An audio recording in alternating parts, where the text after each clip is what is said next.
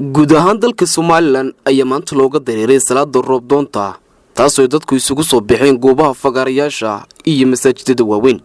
magaalada Hargeysa caasimadda waddanka Somaliland ayaa salaada roob doonta waxa lagu tukaday goobo fara badan. masaajidka weyn ee Mustaqbalka oo kamid ah goobaha lagu tukaday salaada roob doonta ayaa dadka waxa salaada la tukaday mas'uuliyiin ka socday wasaaradda diinta iyo waqaafta Somaliland kuwaas oo kamid yihiin Sheekh Axmed Dembiil oo agaasimaha waaxda fadwada ee diinta iyo waqaafta Somaliland iyo culimada waaweyn ee dalka. agaasimaha fadwada ee diinta iyo waqaafta Somaliland halkaas khudbad ka jeediyay ayaa waxa uu shacabka reer Somaliland u soo jeediyay inay saxafiyaan isla markaasina Ilaahay loo noqdo.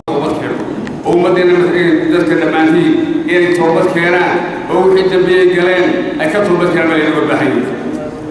marka labaad waxa looga baahan yahay in wixii dulmiya ee aynu kala hayno ay isu celino oo qofkii dulmi haya uu ka dulmiyay uu dulmigu celiyo. waxa ka mid ah shuruudaha toobadda ka mid ah in Ilaahay loo toobad keeno oo istighfaarta la badiyo oo haddii aan oranayo wixii dulmiya ee la kala hayo dil qofki laga hayo loo celiyo oo loo celiyo.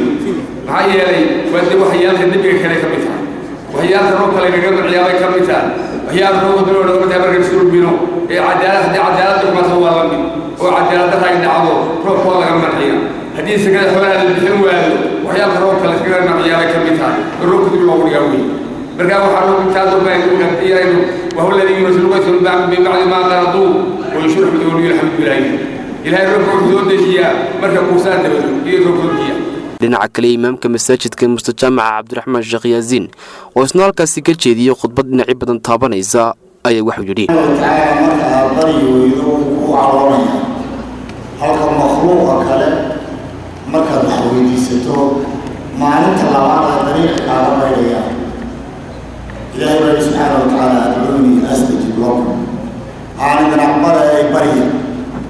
ما ترى يا الوحي نوضع الله إلهي بريئيسا. يهوضون تروا مدحوينه إنه يعنامي وزارة بيتي وغافت وحي نوضع الله المجرى.